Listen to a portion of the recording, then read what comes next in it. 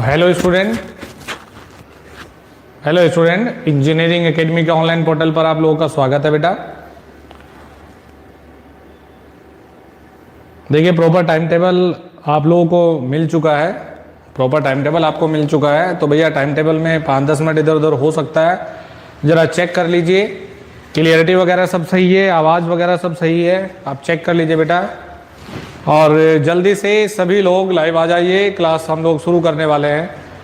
मुझे एक बात समझ नहीं आती, पहले तो आप लोग कहते रहते हैं कि सर क्लासेज नहीं हो रही है, और जिस दिन क्लास होती है उस दिन आप लोग लाइव कम लोग आते हो, तो ऐसा क्यों है भाई?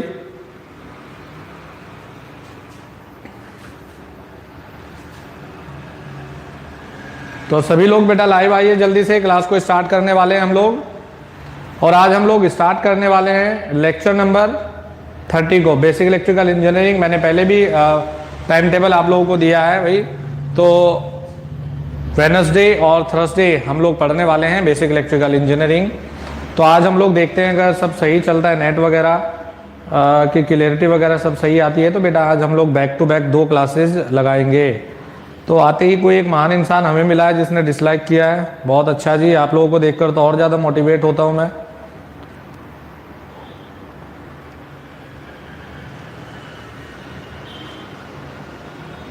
बेटा देखिए, सलाह ना दें, जो चल रहा है प्रॉपर टाइम टेबल के हिसाब से हम लोग उसको फॉलो कर रहे हैं। तो ये कराए वो कराए मत बोलो भाई, डेली सब्जेक्ट वाइज पढ़ाएं। और जो पेपर आ रहे हैं ऑब्जेक्टिव, उनकी तैयारी कैसे करोगे फिर? जो ये ट्रेंड बना रखा है ना कि सिर्फ थ्योरी पढ़ लें, नहीं थ्योरी लेक्चर बहुत दिन के बाद नहीं बेटा, थ्योरी लेक्चर बहुत दिन के बाद नहीं है। प्रॉपर मैंने आप लोगों को कहा था कि जितने भी मेरे काम वाम थे, मैंने लास्ट सैटरडे संडे तक उनको ख़त्म किया, ताकि आप लोगों की क्लास में प्रॉपरली ले सकूं। और वो ऑलरेडी मैंने मंडे से फॉलो भी किया है। मंडे को और ट्यूसडे को हम लोगों ने अपने शेड्यूल और टाइम टेबल में रखा है कि हम लोग पढ़ेंगे ऑब्जेक्टिव को। वेडनेसडे थर्सडे को हम लोगों ने रखा है कि हम लोग पढ़ेंगे बेसिक इलेक्ट्रिकल को। फ्राइडे और सैटरडे मॉर्निंग में हम लोग डिस्कस करेंगे मशीन को। सैटरडे इवनिंग और मंडे मॉर्निंग में हम लोग पढ़ेंगे ऑब्जेक्टिव को। तो ऑब्जेक्टिव और थ्योरी ये सभी चीज़ें इंपॉर्टेंट है। सर जो आपकी मर्जी उस हिसाब से पढ़ाइए, लोगों का काम है बोलना, बोलने दीजिए। ओके, दोनों ज़रूरी है सर, राइट। तो बेटा ये टाइम टेबल इस हिसाब से हम लोगों ने बनाया है, जिसमें आपका थ्योरी प्लस ऑब्जेक्टिव सभी चीज़ें क्लियर होती रहेंगी। तो और ये भी मैं बता दूं कि इलेक्ट्रिकल इंजीनियरिंग के लिए ये एकमात्र ही ऐसा चैनल होगा भाई जो सबसे ज़्यादा एक्टिव भी रहता है और जो सबसे ज़्यादा यूज़फुल कंटेंट भी आप लोगों को डिलीवर्ड करा रहा है। अदरवाइज बहुत सारे चैनल तो ऐसे हैं कि एक वीडियो आ जाओगे या वीक में एक वीडियो, लेकिन हम लोग यहाँ डेली कम से कम एक लाइव क्लास लेकर आ रहे हैं। और कभी कभी ये क्लास फिक्स नहीं है कि 10 मिनट 20 मिनट का क्लास या वीडियो नहीं है, ये प्रॉपर सब्जेक्ट या ऑब्जेक्टिव से रिलेट करता हुआ वीडियो आप लोगों को दिया जा रहा है। आप लोगों से किसी भी स्टूडेंट से किसी तरह का कोई चार्ज नहीं कर रहे हैं, कोई वीडियो पेड नहीं है भाई, ये टोटली मेरी ओर से फ्री है। और देखिए ये काम करने से यार मुझे खुशी मिलती है, मुझे अच्छा लगता है शाम को जिस दिन आपकी क्लास लग जाती है कि नहीं आज मैंने कुछ अच्छा काम किया है। तो ये है कि उस चीज़ का फ़ायदा उठाइए। नहीं तो वो भी लोग हैं यार जो काफ़ी दूर से, लगभग 5-5 हज़ार किलोमीटर दूर से आकर बैच को ज्वाइन कर रहे हैं, वो भी लोग पढ़ने के लिए ही आ रहे हैं। लेकिन आपको घर बैठे वो चीज़ मिल रही है, घर बैठे उस चीज़ का फ़ायदा उठाइए, मेहनत करिए, जम के पढ़ाई करिए। और एक चीज़ और बता दूं आप लोगों से, देखिए आज क्लास लेक्चर नंबर 30 स्टार्ट करने से पहले बहुत जल्दी स्टार्ट करने वाला हूँ। बेटा ये बता दूं कि यार आप लोगों का भी थोड़ा सा आप लोगों का भी एक फ़र्ज ये बनता है कि हमारी तरफ से पूरा एक एफर्ट चल रहा है कि ज़्यादा से ज़्यादा कंटेंट डिलीवर्ड बच्चों तक किया जाए और ज़्यादा से ज़्यादा सिलेक्शन क्रिएट किया जाए, ज़्यादा से ज़्यादा लोगों को सिलेक्ट कराया जाए। तो जिस बच्चे को चैनल के बारे में अवेयरनेस नहीं भी है, जो बच्चा अभी भी कुछ ऐसे ही कोचिंग वगैरह में उलझ गया है, पढ़ाई नहीं हो रहा है, या बच्चे को प्रॉपर कंटेंट नहीं मिल रहा है, या सिर्फ उसको थ्योरी या ऑब्जेक्टिव या इनमें से किसी भी चीज़ को प्रॉपरली नहीं कर पा रहा है, तो आप लोगों का भी एक फ़र्ज़ ये बनता है कि चैनल को ज़्यादा से ज़्यादा लोगों तक आप शेयर करें, ताकि एक दूर दराज क्षेत्र में बैठा हुआ बच्चा भी अपने घर पर रह के ये कोचिंग कर सके। तो कहीं ना ये जिम्मेदारी भाई आप सभी की जिम्मेदारी भी बनती है। और देखिए मैंने कभी नहीं कहा यार वीडियो को, इनिशियल डेज में मैंने कभी भी नहीं कहा, और अभी मैं मजाक में बोल देता हूँ यार, मर्जी आप लोगों की, मेरा काम है आप लोगों तक कंटेंट को डिलीवर्ड करना, मर्जी आप लोगों की लाइक करें, सब्सक्राइब, ये सब चीज़ें मेरे लिए मैटर नहीं करती। हाँ ये ज़रूर है कभी कभी देख के थोड़ा सा अच्छा लगता है कि नहीं यार जो काम हम लोग कर रहे हैं वो आप लोगों को पसंद भी आ रहा है और आप लोग भी इसमें सहयोग कर रहे हैं। तो चैनल को जितने भी आप लोगों के ग्रुप बने हैं, फेसबुक है, ट्विटर अकाउंट है, सभी पे आप शेयर करिए, क्योंकि किसी से कोई पैसा नहीं लिया जा रहा है, ये कंटेंट आप लोगों के लिए बिल्कुल फ्री है। तो कहीं ना कहीं नेशन के डेवलपमेंट में अच्छा तभी होगा जब आप लोग एक अच्छा काम करेंगे, एक अच्छे मिशन के तहत काम करेंगे। तो चलिए जी लेक्चर नंबर 30 हम लोग स्टार्ट करते हैं। लेक्चर नंबर 30 को हम लोग स्टार्ट करते हैं बेटा। देखिए बेटा लास्ट लेक्चर में हम लोगों ने सीरीज और पैरेलल कनेक्शन तक सब पढ़ चुके हैं हम लोग। तो आज हम लोग स्टार्ट कर रहे हैं बेटा बहुत ही इंपॉर्टेंट टॉपिक सीरीज रेजोनेंस से। बहुत ही इंपॉर्टेंट टॉपिक से हम लोग स्टार्ट कर रहे हैं बेटा सीरीज रेजोनेंस से। तो देखिए इंपॉर्टेंट इसलिए कह रहा हूं मैं कि आपका कोई भी एग्जाम ऐसा नहीं होगा जहां से जिस एग्जाम में सीरीज रेजोनेंस से संबंधित सवाल नहीं पूछा जाएगा। आपके किसी ना किसी एग्जाम में सीरीज रेजोनेंस से जरूर सवाल बनता है। तो देखिए इसमें theory plus objective plus numerical ये सब चीजें यहां पर पूछी जाती है। तो देखिए बेटा सीरीज रेजोनेंस के लिए पहले सर्किट बनाते हैं। ये सर्किट हम लोगों ने बना लिया है कि ये R है, यहाँ पर ये L है और ये यहाँ पर कैपेसिटेंस C है।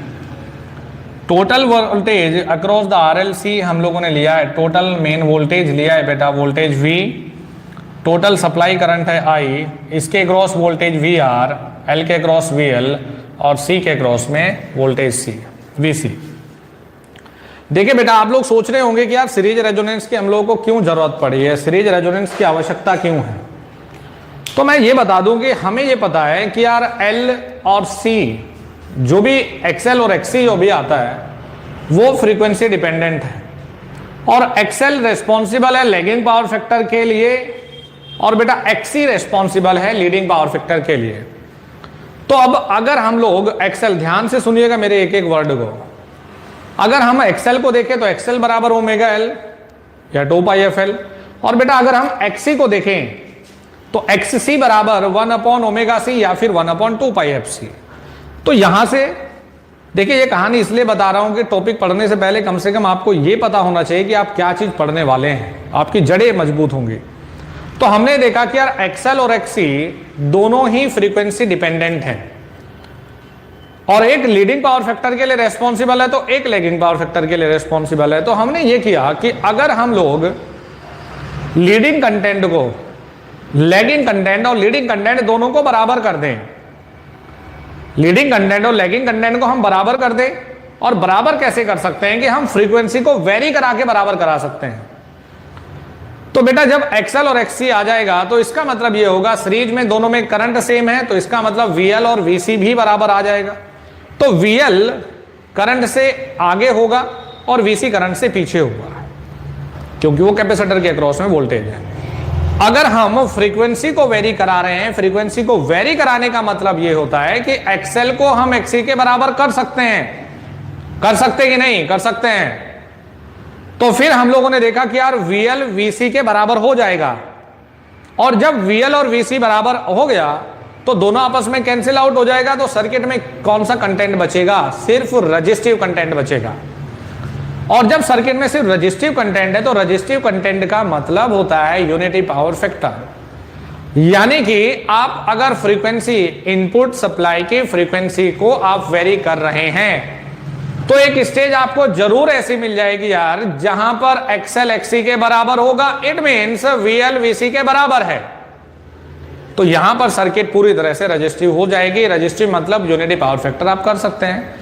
तो देखिए यही फ्रीक्वेंसी का खेल पूरा का पूरा हम रेजोनेंस में पढ़ने वाले हैं, यही एक खेल है बस। और यहां से बेटा अलग अलग तरह के बहुत ही अल्टीमेट लेवल के ऑब्जेक्टिव आते हैं, और ज्यादातर लोग कुछ ना कुछ माइनर हल्के फुल्के मिस्टेक करके आ जाएंगे। तो यहां से ये थ्योरेटिकली एनालिसिस बहुत इंपॉर्टेंट है। फिर फिर हम देखेंगे इस पर अलग अलग तरह के क्या क्या आधारित सवाल हो सकते हैं। तो देखिए जी, हमने ये देखा है कि इनपुट सप्लाई की जो भी फ्रीक्वेंसी है वो हमने कुछ इस वे में वेरी करनी है कि XL बराबर XC हो जाए या VL बराबर VC हो जाए। तो देखिए बेटा, आप लोगों को ऑलरेडी बताया मैंने अपने लास्ट क्लासेज में कि जब भी L आपको दिखे, L को आप रिप्लेस कर लीजिए प्लस J XL से। प्लस J का मतलब है लैगिंग पावर फैक्टर, यानी कि ये रिप्रेजेंट कर रहा है इंडक्टेंस को, और C का मतलब है माइनस J XC। जनरली होता क्या भाई, 1/J XC, तो जब नीचे प्लस में ऊपर लेके जाएंगे तो माइनस के J XC, ये रिप्लेस कर लिया आपने। अब सभी लोगों को पता है, लेकिन मैं एक एक चीज को बोर्ड पे लिख लेता हूं भाई। XL बराबर सभी को पता है ओमेगा L, और XC बराबर भी सबको पता है 1/ωc, और ओमेगा का वैल्यू सबको पता है 2πfL या 1/2πfc। तो देखिए यहां से हमने क्या काम किया कि यार अगर हम देखें, यहां से हमने देखा कि वोल्टेज V किस किस का वेक्टर सम है। आप कहेंगे सर VR, VL और VC का वेक्टर सम है। क्लियर? तो देखिए यहां से इनका वैल्यू रखिए बेटा। V बराबर आप कहेंगे इसका वैल्यू कि सर हो गया IR, फिर देखिए VL का मान रखिए, आप कहेंगे I J XL, फिर देखिए यहां कहेंगे माइनस I J XC। तो यहां देखा हमने V बराबर I R plus J XL minus J XC। तो V/I बराबर R plus J XL minus J को कॉमन ले लेते हैं, XL माइनस XC। तो V/I का मतलब हम लोगों ने ऑलरेडी पढ़ा है बेटा इसको। V/I का मतलब है बेटा इंपीडेंस Z। तो Z बराबर हमने देखा है R plus J XL minus XC। Z बराबर R plus J XL minus XC। इसको यहीं अभी छोड़ देते हैं, इस बेचारे को इसकी हालत पे छोड़ दिया अभी।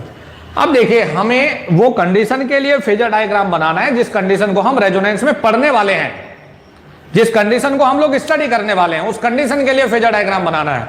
तो देखिए हम लोग कुछ ये चाहते हैं कि अगर ये, हम लोग जो चाहते हैं बेटा कि अगर ये यहां पर करंट है, सीरीज में करंट यहां, तो VR आएगा इस पे, जिस डायरेक्शन में करंट है उसी डायरेक्शन में वोल्टेज। अब देखिए अगर हम VR, VL और VC को जोड़ दें तो क्या बन जाएगा, वोल्टेज V बन जाएगा। तो देखिए VL यहां से कहां जाएगा, आप कहेंगे कि सर ऊपर जाएगा, और VC कहां जाएगा, नीचे। तो हम जो कंडीशन देखने वाले हैं कि भाई VL VC अगर बराबर हो जाए, इट मीन्स VL और VC बराबर हो जाए तो जितना ऊपर इतना ही नीचे, यानी कि VL और VC का रिजल्टेंट 0, VR किसके बराबर आएगा, V। तो हमें जो स्टडी करना है बेटा, हमें स्टडी ये करना है, इस कंडीशन के लिए हम लोगों को सर्किट को ढालना है या बनाना है। तो देखिए जी, यहां दिमाग में रखेंगे कि इंडक्टर के अक्रॉस में और कैपेसिटर के अक्रॉस में जो वोल्टेज है उनका मैग्नीट्यूड बराबर, वोल्टेज का मैग्नीट्यूड बराबर, और ये एक दूसरे से कितने डिग्री डिस्प्लेसमेंट पर, 180 डिग्री डिस्प्लेसमेंट पर एग्जिस्ट करती है। यानी कि अगर हम इन दोनों का रिजल्टेंट की बात कर लें तो बेटा इन दोनों का रिजल्टेंट कितना आएगा, 0 वोल्ट। इन दोनों का रिजल्टेंट कितना बन रहा है, 0 वोल्ट। इसका मतलब ये हो जाता है कि V किसके बराबर है, VR के बराबर है।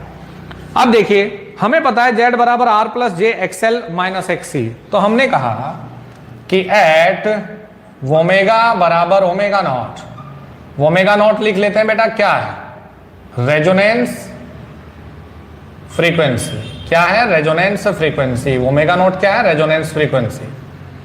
तो एट ओमेगा बराबर omega not the J term will become 0। इसका मतलब समझ पाए हो, एट ओमेगा नॉट बराबर ओमेगा बराबर omega not the J term will B 0। इसका मतलब है जे टर्म 0 होने का मतलब होता है बेटा कि रिएक्टिव कंपोनेंट 0 है। जे का मतलब होता है रिएक्टिव कंपोनेंट, रिएक्टिव कंपोनेंट 0। तो यहां देखिए हमने कहा जब ये 0 करना है, जे टर्म को जब 0 करना है तो इसका मतलब बेटा XL माइनस XC बराबर 0 करना है। तभी तो जे टर्म 0 होगा। जे टर्म 0 कर दीजिए, और कब करेंगे? ओमेगा बराबर ओमेगा नॉट पे। यानी कि जो आपकी इनपुट फ्रीक्वेंसी है वो आपने इनपुट फ्रीक्वेंसी रखा है ओमेगा, और इसको वेरी करते करते करते करते आपने कर दिया ओमेगा नॉट, और ओमेगा नॉट पे आपको मिल गया है एक्सएल माइनस एक्सी बराबर 0। तो ओमेगा नॉट हमारे लिए कहलाएगा रेजोनेंस फ्रीक्वेंसी या रेजोनेंट फ्रीक्वेंसी।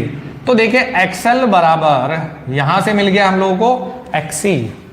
एक्सएल बराबर क्या है? एक्सी। अब एक्सएल आपने क्या पढ़ा है बेटा? होना चाहिए था ओमेगा, लेकिन आपने ओमेगा को बदल के वेरी कराते कराते कराते कराते कितना कर दिया? Omega naught.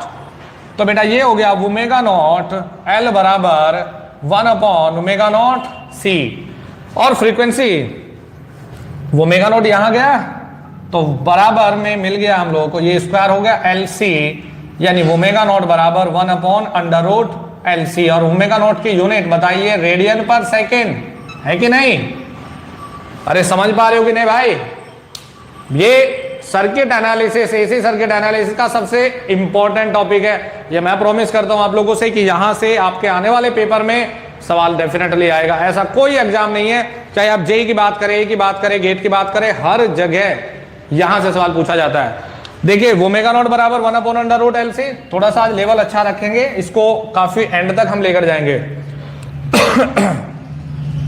ओमेगा का वैल्यू रख लेते हैं 2 पाई एफ नॉट बराबर 1 upon under root L C. इसका मतलब एफ नॉट बराबर 1 upon 2 pi under root L C. Unit क्या रखेंगे बेटा? हर्ट्ज। तो ये रेजोनेंट फ्रीक्वेंसी रेडियन पर सेकंड में, ये रेजोनेंट फ्रीक्वेंसी है आपकी हर्ट्ज में। ठीक है जी, यहां तक क्लियर है? आप देखिए यहां से कुछ इंपॉर्टेंट चीजें ढूंढने की कोशिश करते हैं कि क्या क्या चीजें संभव है। सॉरी,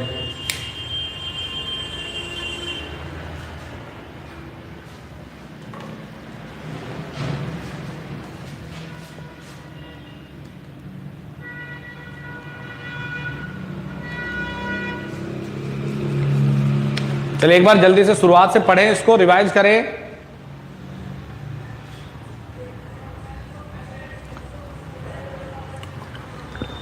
बेटा लेक्चर नंबर 29 में जितना होना था वो थोड़ा सा ही कराया था, यहीं से शुरू किया है मैंने।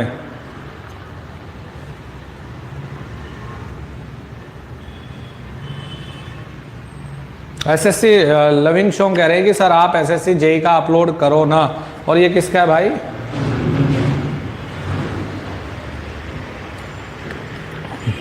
मेरे प्यारे बच्चों की कुछ की तो अलग ही कहानी चल रही है।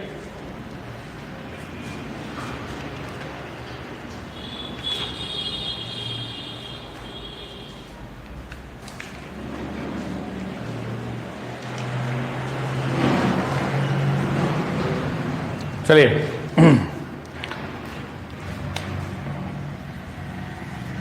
चलिए बेटा यहां से आगे चलते हैं। तो रेजोनेंट फ्रीक्वेंसी, ये दोनों क्या है? Resonant frequency.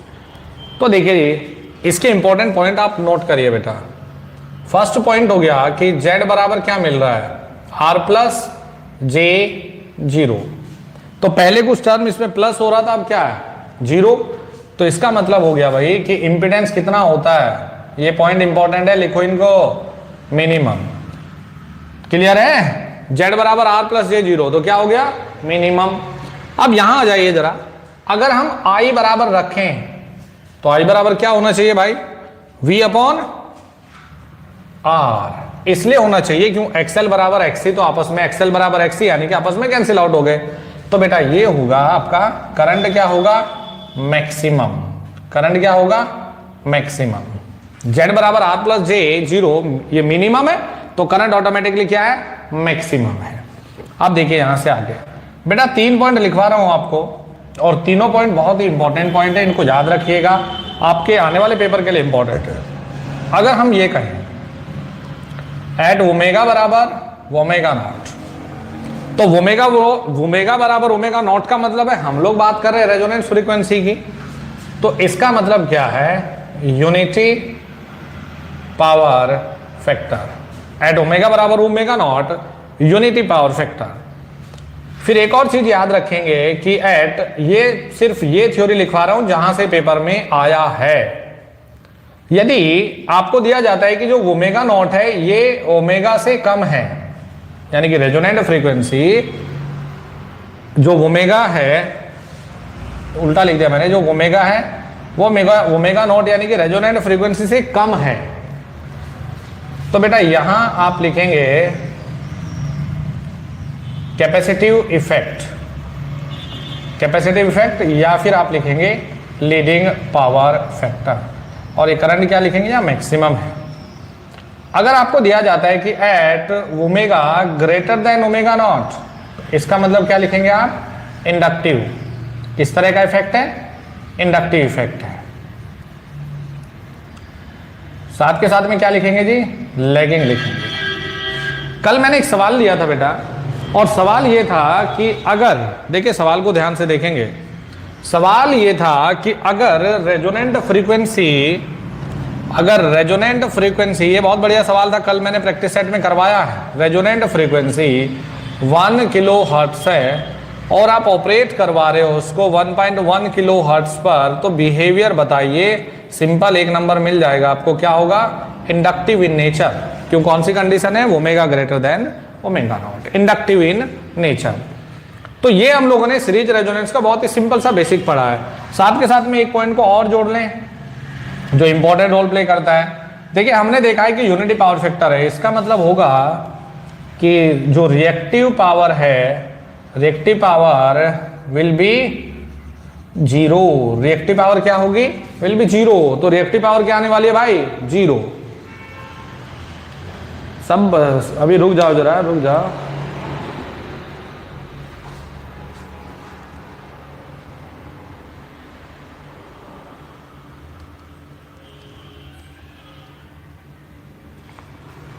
चलिए तो अब इसको रफ कर दें, यहां से आगे बढ़ाते हैं लेवल को और देखते हैं कि क्या क्या चीजें और यहां पर हम लोग कर सकते हैं।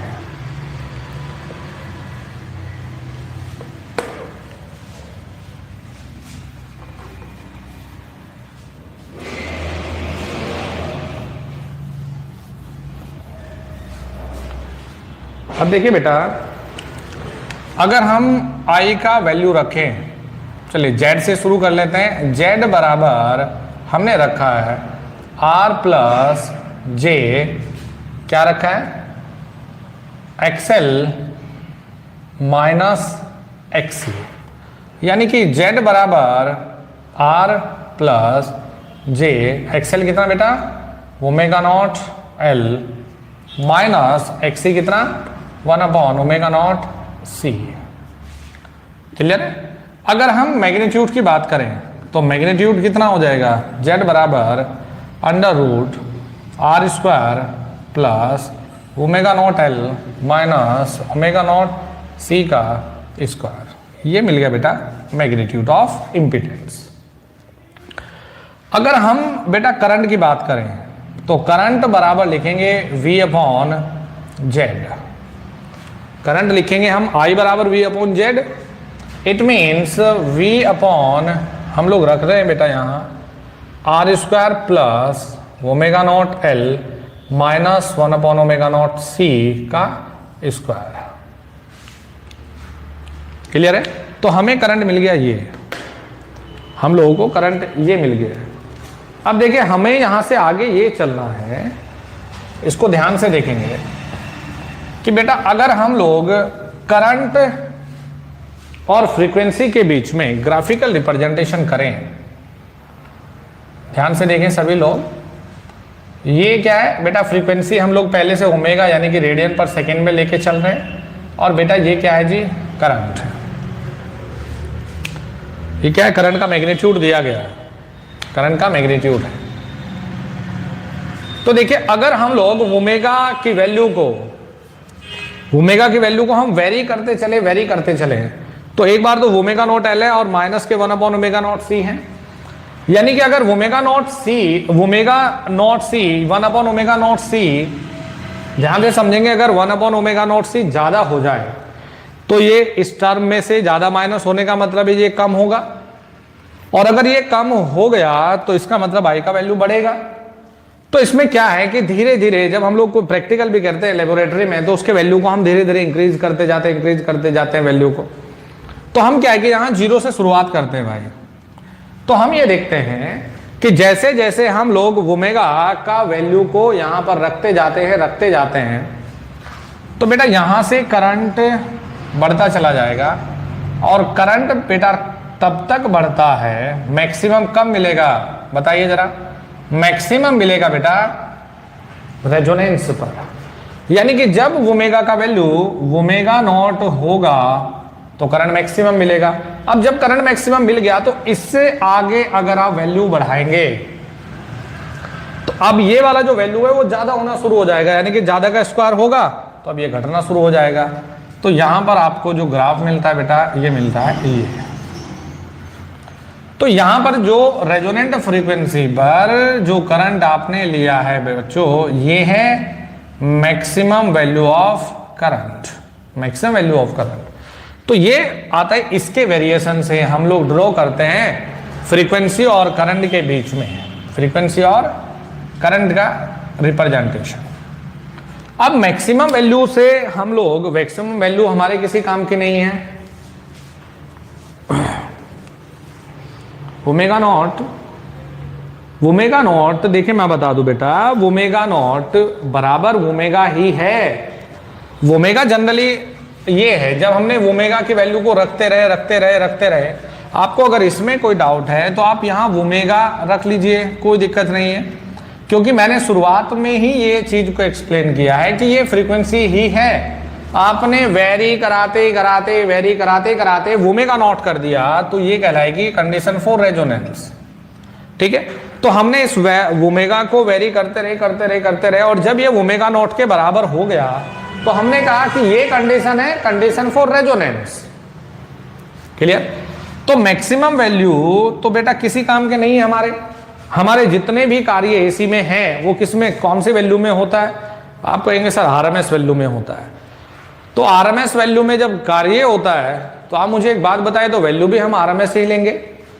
तो आई आरएमएस बराबर जो मिलता है, आई आरएमएस बराबर मिलता है बेटा IM/√2, यानी 1/√2 का मतलब है 707 IM।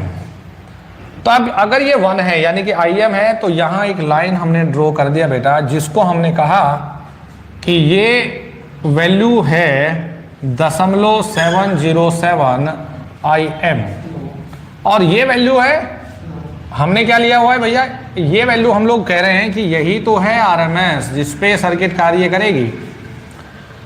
तो पहले रेजोनेंट पर सर्किट सिर्फ एक पॉइंट पर कार्य कर रही थी, और बेटा ये पॉइंट है ओमेगा नॉट, ये पॉइंट मैक्सिमम पर। लेकिन हम लोगों को प्रैक्टिकली वर्क, चाहे हम हीटिंग इफेक्ट की बात करें, चाहे हम किसी भी इफेक्ट की बात करते हो, तो हम लोग करते हैं बेटा आरएमएस वैल्यू पर। तो देखिए यहां आरएमएस वैल्यू जब हमने देखा तो यहां से देखिए 2 पॉइंट हम लोगों को मिल जा रहे हैं, ये 2 पॉइंट हम लोगों को मिल गए। कुल मिला के एक रेंज हम लोगों को मिल जा रही है, रेंज। तो इस रेंज का मतलब समझने की कोशिश करिए भाई कि अब सर्किट तब तक रेजोनेंस में कार्य करेगी जब तक रेजोनेंट फ्रीक्वेंसी इसके बीच में एग्जिस्ट करेगी। जब तक पहले सिर्फ एक पॉइंट मात्र पर था, एक पॉइंट पर था, अगर पॉइंट पर होता तो रेजोनेंस पे कार्य करेगा, मतलब मैक्सिमम आएगा। लेकिन अब हम लोग को पर्टिकुलर एक रेंज मिल रही है। तो यहां हमने इसको कहा lower cut off frequency W1, higher cut off frequency W2, यानी कि आरएमएस वैल्यू के लिए अगर फ्रीक्वेंसी W2 से ज्यादा होगा तो रेजोनेंस से बाहर, और अगर W1 से कम होगा तो भी रेजोनेंस से बाहर। तो हमने देखिए लोअर कट ऑफ, इसको कहा हमने लोअर कट ऑफ फ्रीक्वेंसी, फिर इसको हमने कहा भैया higher cut off frequency, lower cut off frequency और हायर कट ऑफ फ्रीक्वेंसी। और लोअर कट ऑफ फ्रीक्वेंसी और हायर कट ऑफ फ्रीक्वेंसी के बीच में जो दूरी बनी ना, उसको हमने नाम दे दिया बैंडविड्थ। तो ये है भैया यहां पर बैंडविड्थ, ये क्या भैया बैंडविड्थ। क्लियर है? तो देखिए इसको हमने सॉल्यूशन करना है, आधा इधर बैंडविड्थ आधा इधर, यानी कि ये हो गया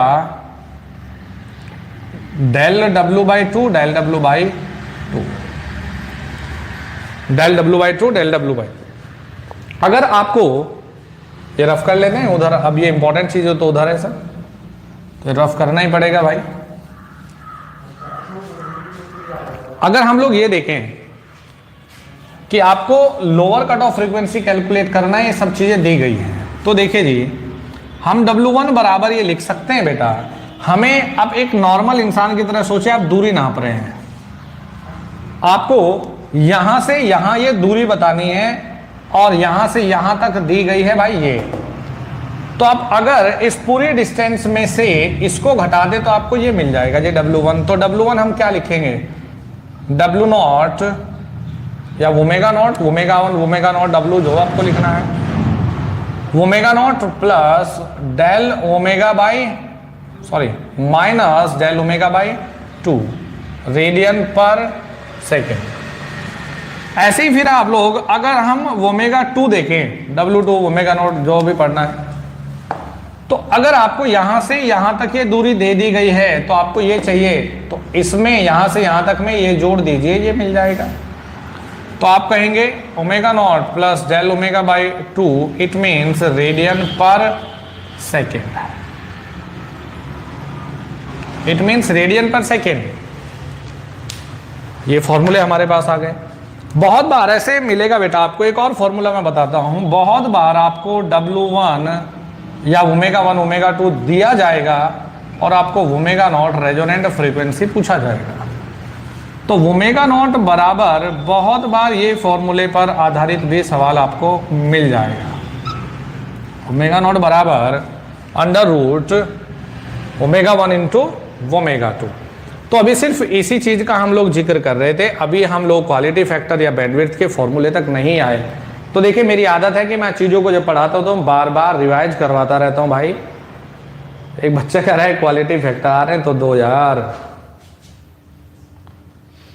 अरे आने तो दो भाई वहां तक, जहां तक हम लोग अभी पहुंचे ही नहीं बच्चे। ये चीज इसका मतलब आपको सब चीजें भाई आती है, फिर यहां हमारे साथ क्या। तो इसको एक बार पढ़िए बेटा, पूरे को एक बार एनालिसिस करिए, इसको रिवाइज करिए एक बार, फिर चलेंगे आगे। स्क्रीनशॉट लेना है स्क्रीनशॉट ले लीजिए, लेकिन मैं इसलिए रिवाइज का टाइम दे रहा हूं आपको, इसको बोर्ड पे पढ़िए ताकि इससे आगे आने वाली चीज आपके दिमाग से जुड़ती हुई चले। एक बार पढ़ लो फटाफट से इसको।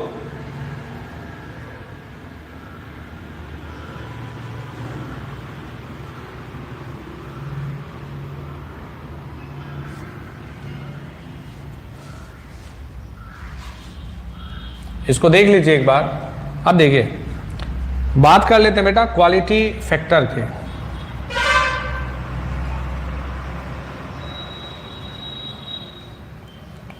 क्वालिटी फैक्टर, पहले तो हम शुरुआत करते हैं सबसे बढ़िया एक ऑब्जेक्टिव से। देखिए क्वालिटी फैक्टर भी है, ऐसे ही बेटा एक होता है डिसिपेशन फैक्टर, ऐसे एक होता है डिसिपेशन फैक्टर। तो ये तो मेजरमेंट में हम लोग डिटेल में पढ़ते हैं डिसिपेशन फैक्टर को, तो दिमाग में रखिएगा यार। इस पर क्या है कि मैं अभी एक ऑब्जेक्टिव पेपर देख रहा था, किसी बच्चे ने मुझे मेल किया हुआ था, तो इसमें भी ये सवाल है। क्वालिटी फैक्टर बराबर होता है 1 डिसिपेशन फैक्टर। एक तो ये बहुत बढ़िया इंपॉर्टेंट ऑब्जेक्टिव है। क्या ऐसा जम्मू कश्मीर का कोई पेपर शायद मैं देख रहा था आज, तो उसमें दिया था क्वालिटी फैक्टर और डिसिपेशन फैक्टर के बीच में रिलेशन बताइए। तो क्वालिटी फैक्टर बराबर होता है 1 डिसिपेशन फैक्टर, या फिर डिसिपेशन फैक्टर बराबर होता है 1 क्वालिटी फैक्टर। फिर देखिए बेटा क्वालिटी फैक्टर के जो बेसिक फॉर्मूला है हम लोग वहां से शुरुआत करते हैं। तो आप लोगों ने ये उतार लिया होगा, इसको हम लोग रफ कर लेते हैं। डायग्राम की हमें अभी जरूरत पड़ेगी तो इसलिए रफ नहीं कर रहे हैं।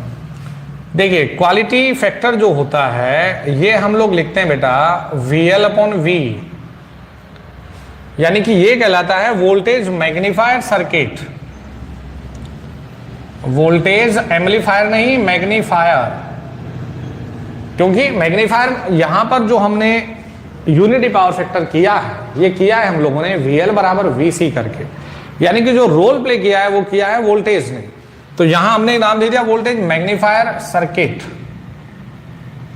तो VL अपॉन V रखा। अब देखिए VL बराबर आपको मैंने शुरुआत में ही कहा था IJ/XL। अब बेटा इसका मैग्नीट्यूड की बात करें तो सिर्फ मैग्नीट्यूड में क्या मिलेगा, IXL। हर एक चीज को आपको डायरेक्ट नहीं डिटेल में बता रहा हूं। अगर हम लोग वोल्टेज V की बात करें तो V बराबर क्या था रेजोनेंस में, IR। और अगर बेटा हम लोग VC की बात करें तो देखिए आपको याद होगा I अपॉन या I इंटू -KJXC, तो VC बराबर आपको जो मिलेगा वो मिल जाएगा आपको IXC। क्योंकि मैग्नीट्यूड की बात करें, मैग्नीट्यूड का दिशा या एंगल से लेना देना नहीं होता, तो क्वालिटी फैक्टर होता है या तो आप VL अपॉन V लिखें या बेटा आप VC अपॉन V लिखें। ये क्वालिटी फैक्टर का एक बेसिक और ओरिजिनल फॉर्मूला होता है। It represent the sharpness of the curve, कि कर्व कितना शार्प जाता है। अब देखिए क्वालिटी फैक्टर Q बराबर बेटा हमने VL का वैल्यू रखा तो VL बराबर है IXL अपॉन हमने V का मान रखा कितना, IR। बेटा कैंसिल हो गया, क्या मिल रहा है, XL अपॉन R। एक और इंपॉर्टेंट फॉर्मूला ये हो गया। क्वालिटी फैक्टर आपके आने वाले पेपर में ये समझिए कि रखा हुआ है। फिर चलते हैं, क्वालिटी फैक्टर बराबर VC का मान देखिए भाई कितना, आप कहेंगे सर IXC अपॉन V का मान कितना, IR। कैंसिल, तो आप लिखेंगे XC अपॉन R। क्लियर।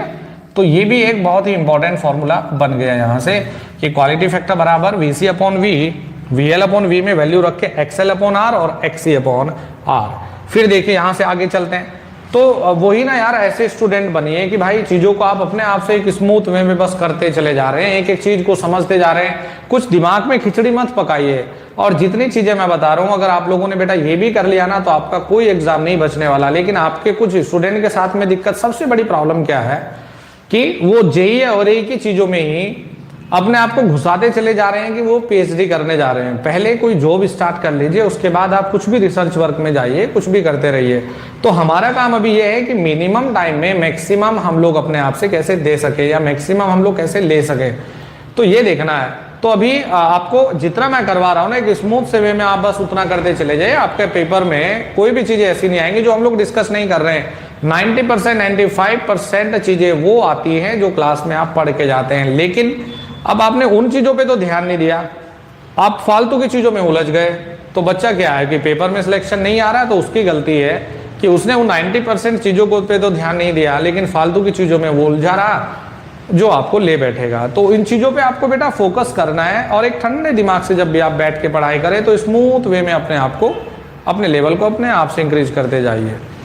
तो XL अपॉन R, अब देखिए क्वालिटी फैक्टर बराबर XL का वैल्यू रखिए।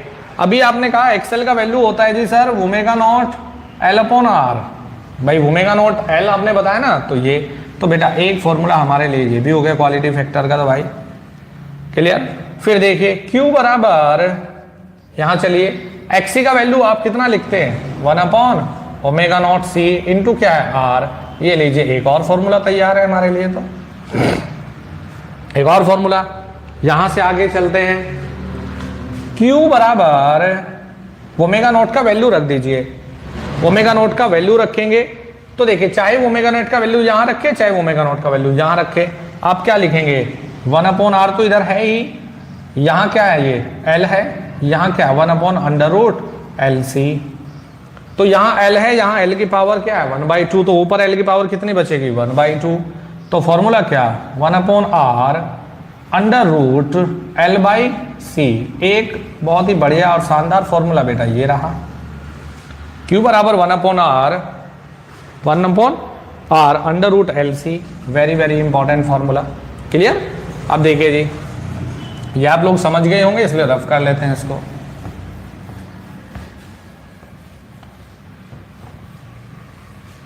देखिए एक और बहुत बढ़िया फॉर्मूला होता है बेटा, क्वालिटी फैक्टर बराबर रेजोनेंट फ्रीक्वेंसी अपॉन में बैंड विड्थ। बहुत ही बढ़िया फॉर्मूला है, आपको बहुत बार डायरेक्ट उत्तर देगा ये फॉर्मूला। रेजोनेंट फ्रीक्वेंसी अपॉन में बैंडविड्थ, तो रेजोनेंट फ्रीक्वेंसी अपॉन में बैंडविड्थ कर लिया, यानी कि क्वालिटी फैक्टर बराबर, भाई रेजोनेंट फ्रीक्वेंसी कितना लिया है हमने, ओमेगा नॉट, बैंडविड्थ कितना लिया है, डेल ओमेगा। तो डेल ओमेगा बराबर बेटा क्या formula, omega naught upon quality factor. Clear? तो बेटा ओमेगा नॉट का वैल्यू रखिए। अब आपने क्या पढ़ा है, ओमेगा नॉट का वैल्यू 1 अपॉन अंडर रूट में LC पढ़ा है। फिर देखिए Q क्वालिटी फैक्टर का फॉर्मूला आप कहेंगे sir 1 upon R under root में LC। क्लियर? अंडर रूट में LC। तो यहां देखिए बेटा आप क्या कहने वाले हैं, ये R ऊपर चला गया, क्लियर, R यहां चला गया बेटा, और यहां आपने लिया है L की पावर 1/2, एक एक चीज को बता रहा हूं, C का पावर 1/2, ठीक है, यहां L की पावर 1/2 और यहां C की पावर 1/2 बेटा ऊपर चला जाएगा, तो C की पावर 1/2 से C की पावर 1/2 कट गया, तो डेल ओमेगा या बैंडविड्थ बराबर R, आधी पावर ये, आधी पावर जुड़ के क्या हो गया L। तो एक शानदार फॉर्मूला ये बन गया, वेरी वेरी इंपॉर्टेंट फॉर्मूला। तो देखिए बेटा इस पूरे सेक्शन में मैंने सिर्फ क्वालिटी फैक्टर और उससे जुड़े हुए फॉर्मूलों का ही जिक्र किया, और मैं गारंटी लेता हूं आपके आने वाला अपकमिंग एग्जाम जो भी आप अटेम्प्ट करने के लिए जा रहे हैं, यहां से आपको सवाल मिलने वाला है। बस ये मैं कह रहा हूं, यहां से सवाल मिलने वाला है। चलिए इसको उतारिए और इसको एक बार पढ़िए, फिर यहां से आगे चलेंगे। इसको पढ़ो पहले।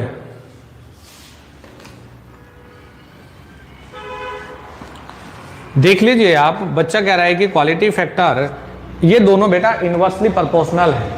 क्यू फैक्टर बढ़ाने पर बैंडविड्थ घटेगी, तो आप इसको बढ़ाएंगे तो ऑब्वियस ही बात है ये घटेगा, ठीक है। पहले इसको एक बार पढ़ लो, सारे फॉर्मूलों को एक बार पढ़ लो ध्यान से, सब फॉर्मूले को एक बार रट्टा मारो इनका, फिर यहां से आगे देखिए एक बहुत ही बढ़िया लेवल पर हम लोग चलते हैं भाई।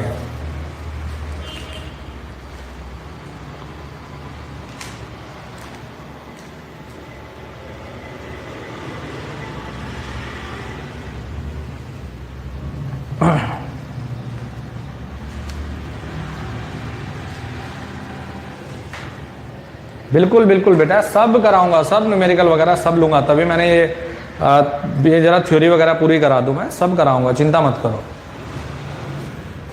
सर मेजरमेंट ऑब्जेक्टिव की PDF डाल दो। मेजरमेंट तो मैंने भी कराया भी नहीं है यार, मेरा अकाउंट नंबर ये है,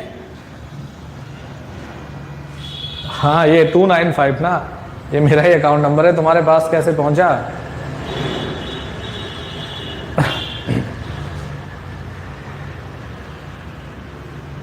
सूर्य प्रकाश जी कह रहे हैं कि सर वोल्टेज मैग्नीफायर क्यों बोलते हैं?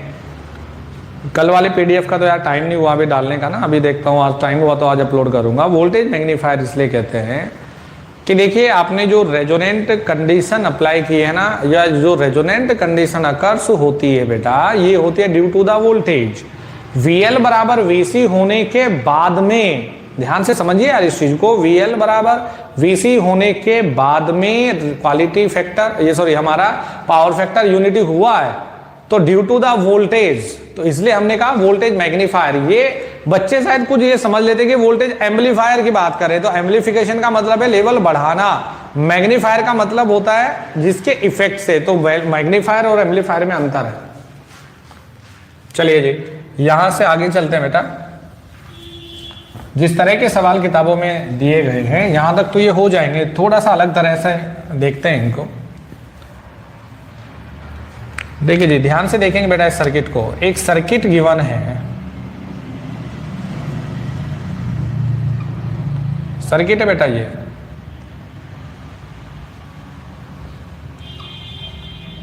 C यहां पर L है, ये RL है, ये RC है,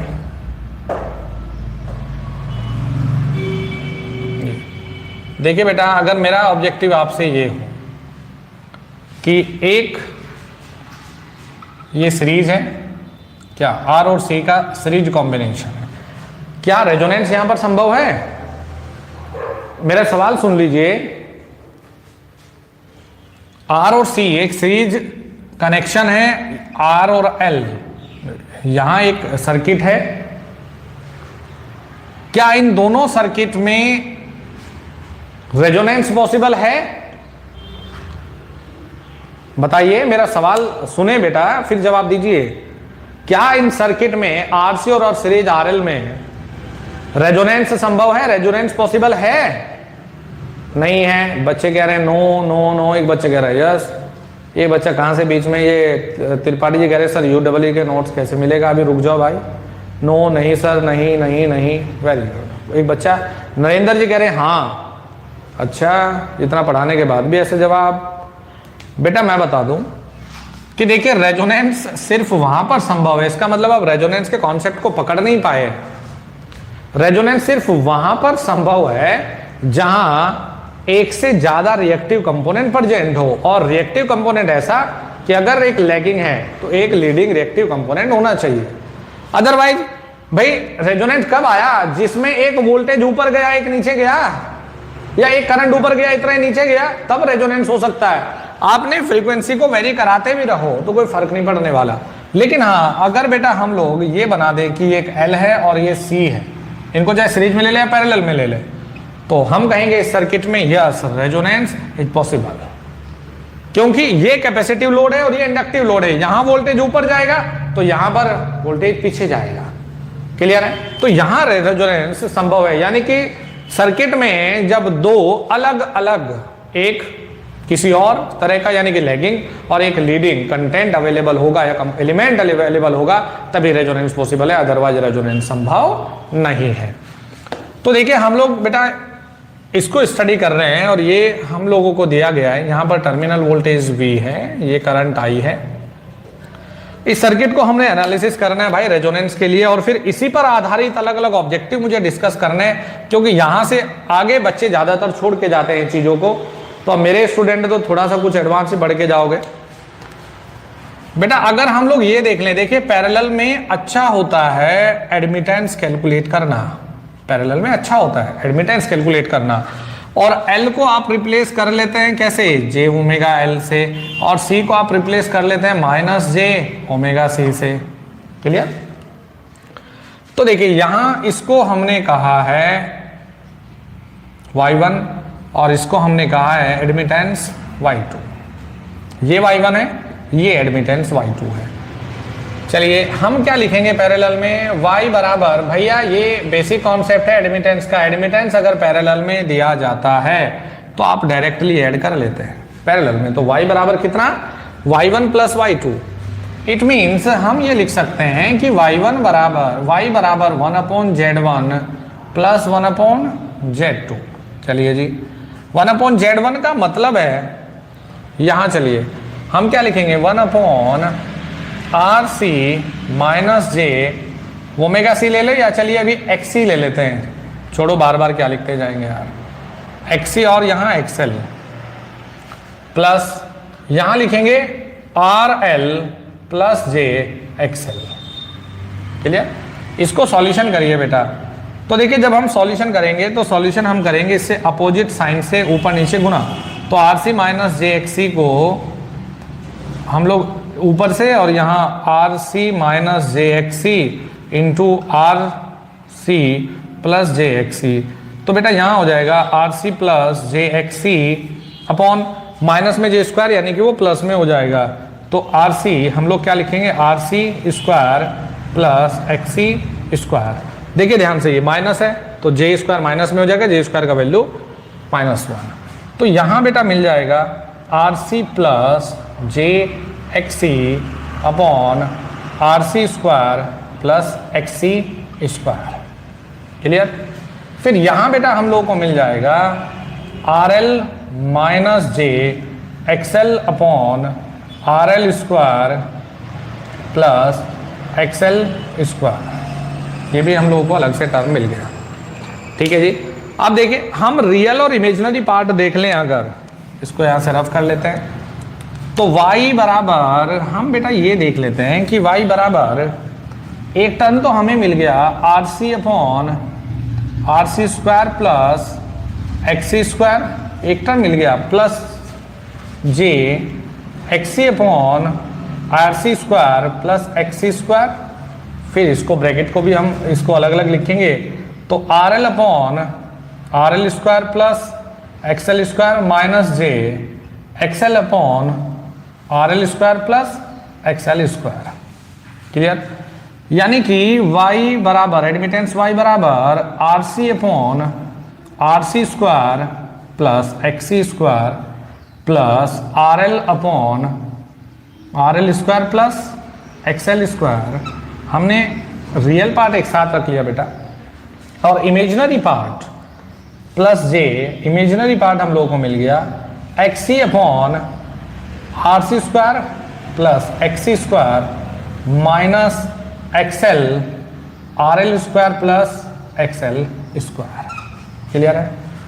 अब हमने कहा कि एट ओमेगा बराबर omega not J term will be zero. At omega बराबर omega not J term will be zero. तो जब जे टर्म को बेटा हम जीरो करेंगे, इट मीन्स ये वाला टर्म जीरो करना है, तो हम लिखेंगे यहां से XC upon R C square plus XC square minus XL upon R L square plus XL square बराबर जीरो। ठीक है जी, इसको हमने बराबर कर दिया। तो यहां हमें मिल गया ये XC upon R C square plus XC square बराबर में XL upon R L square plus XL square, ये मिल गया। अब इसमें एक्सी और एक्सएल का आप वैल्यू रखेंगे।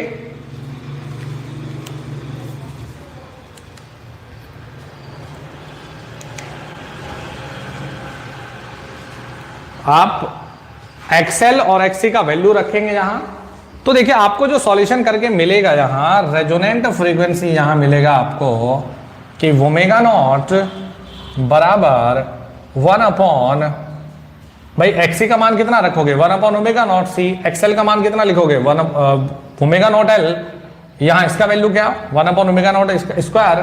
तो देखिए यहां जब आप वैल्यू रखेंगे, आपका काम आसान कर देता हूं, तो आपको मिल जाएगा बेटा ये R L square minus L by C upon R C square minus L by C. ये चीजें आपके साथ ऐसी चीजें डिस्कस कर रहा हूं बेटा कि जब पेपर में आ जाता है ना, तब आपको लगता कि अरे यार ये भी इसी का सेक्शन था, अरे यार ये मैं कर लेता।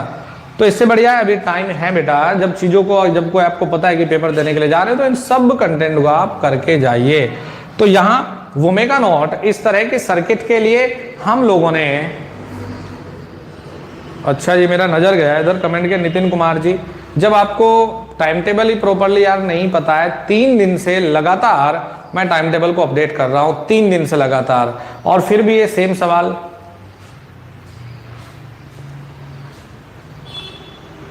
Bandwidth R upon 2 pi L पढ़ा है। अरे बेटा जब उसको आप सॉल्यूशन करोगे, बैंडविड्थ आपको आर बाई एल, ये ओरिजिनल फॉर्मूला होता है भाई, इसको हम आर अपॉन 2 पाई एल, ये भी एक ऑप्शन में आपको दिया जाता है। जब हम ऑब्जेक्टिव करेंगे तब देखेंगे सब चीजें ना।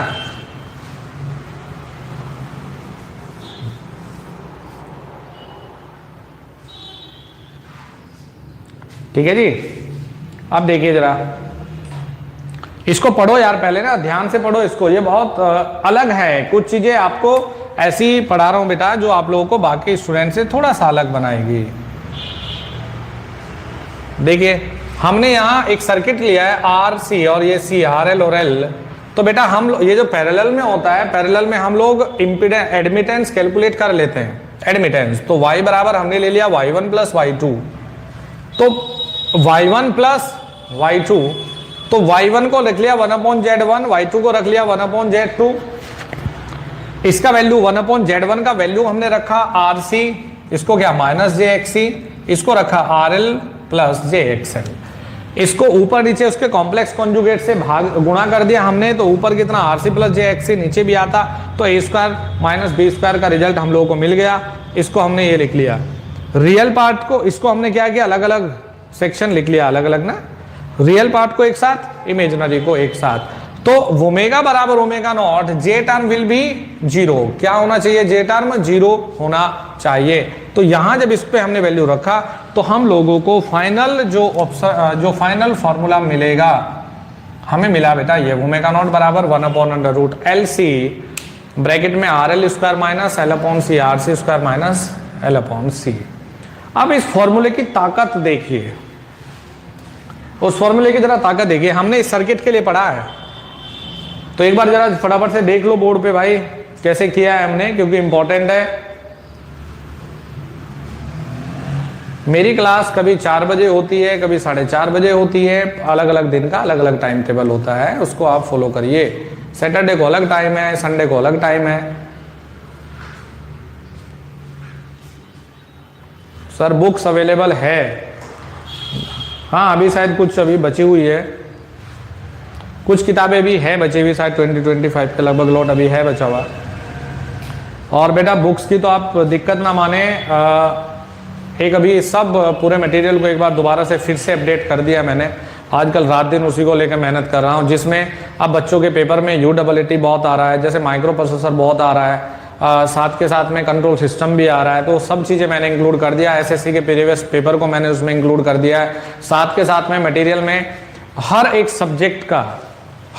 सब्जेक्ट का जो आपको मार्केट में जाने की जरूरत नहीं है, हर एक सब्जेक्ट का चैप्टर वाइज अलग अलग चैप्टर का ऑब्जेक्टिव को अलग कर दिया है। उसके साथ में 40 प्रैक्टिस सेट मैंने जोड़ दिया है। तो लगभग आप लोगों को 20,000 तो ऑब्जेक्टिव आपको मिल ही जाएगा, 20,000 के लगभग आपको ऑब्जेक्टिव मैं दे रहा हूँ। साथ के साथ मटेरियल के जितने इंपॉर्टेंट सवाल थे वो सब हो गया। एस्टिमेटिंग कॉस्टिंग अभी मैंने नहीं लिया, तो बाद में जब भी होगा उसको अपडेट कर देंगे हम लोग।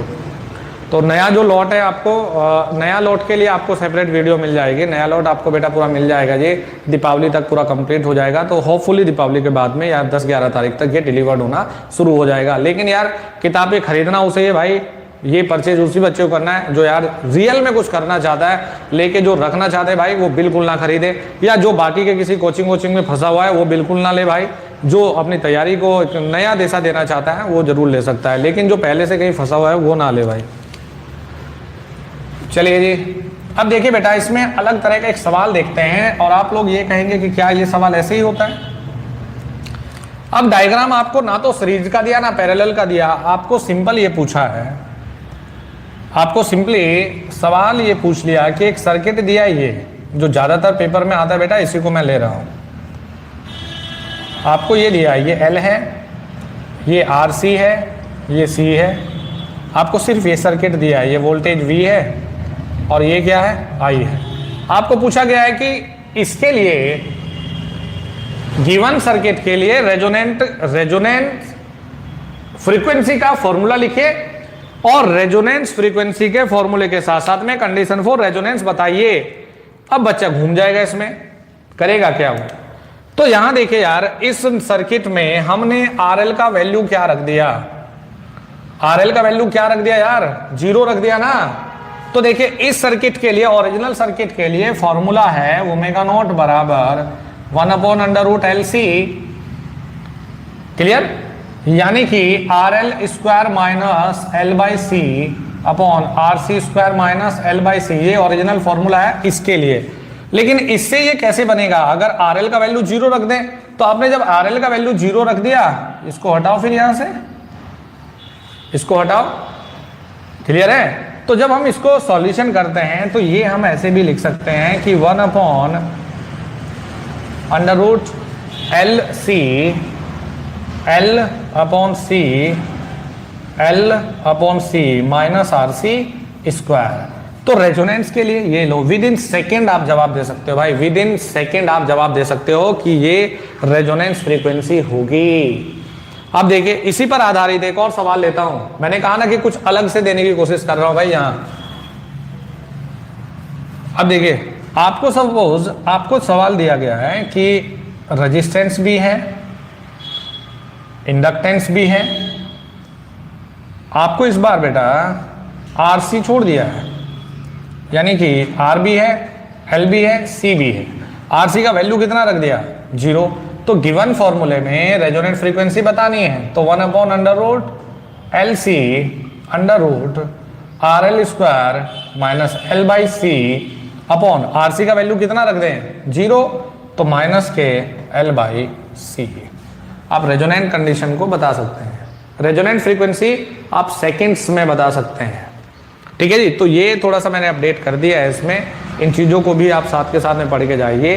ये सिर्फ इसलिए आपको अपडेटेड कंटेंट मैं दे रहा हूँ भाई कि आजकल पेपर का जो लेवल है वो धीरे धीरे बढ़ता चला जा रहा है, तो उस चीज़ को लेकर तैयारी करिए और सब सब्जेक्ट आप पढ़ के जाइए। 100 के 100 नंबर का आप पढ़ के जाएंगे, तब जाके सिलेक्शन का चांसेस क्रिएट होगा।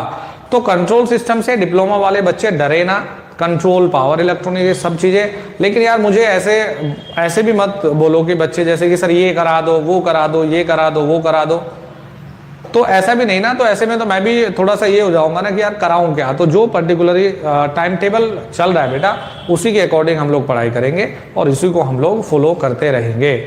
ठीक है जी, तो चलिए आज मुझे भी यार थकान लग गई, आपकी क्लास भी हो गई मेरे हिसाब से 1 आवर के लगभग, तो छुट्टी कर लेते हैं फिर। अभी कोई डाउट है तो बताइए भाई। बच्चे कह रहे हैं किताब कहाँ से मिलेगी। अभी नोट्स का जो देखिए सब कंटेंट अपडेटेड हो गया है भाई। तो पहले 2350 था, अभी का मैंने कुछ पता नहीं है अभी का कितना होगा। अलीगढ़ में क्लास करा दूं, मैं कर रहा हूँ अलीगढ़ में। क्यों यार, मैं यहाँ से कर रहा हूँ ना, देखो आप लोग भी घर पे हैं, मैं भी देहरादून में हूँ, तो यहीं से आप क्लास को एंजॉय करिए ना, यहीं से क्लास में पढ़ाई करिए भाई। अलीगढ़ आने की ना मुझे ज़रूरत, आप आना चाहते हैं तो आपका स्वागत है। PDF कैसे मिलेगा? Please sir, thanks sir. Update वाला स्टडी मटेरियल आ गया क्या? बेटा मैंने कहा है वो आएगा दीपावली तक, 10-11 तारीख तक आएगा, तब जाके डिस्पैच होगा। और देखिए एक चीज और है, जिन बच्चों के पास में पुराना मटेरियल भी गया है वो भी बिल्कुल टेंशन ना ले, उन बच्चों को पर्सनली मेल करूंगा मैं। सब मटेरियल जो भी अपडेटेड मटेरियल होगा, यानी कि जो एडिशनल चीजें की गई है वो पूरा का पूरा उन बच्चों को मेल किया जाएगा, मतलब कि PDF उसको सेंड की जाएगी, तो बिल्कुल परेशान ना हो। फिर से भाई, अरे भाई नहीं आया मेरे गुरु, नहीं आया अपडेटेड वाला मटेरियल, 10 तारीख को आएगा गुरुदेव। चलो तो पहले तो ये है कि इस आदमी को पकड़ो, आज का काम होमवर्क आपका ये है कि इस आदमी को पकड़ो जिसने डिसलाइक किया है कि नहीं? ये तो आप डेली का और बाकी फिर कल मिलते हैं क्लास में ना। Okay, thank you very much, all the very best.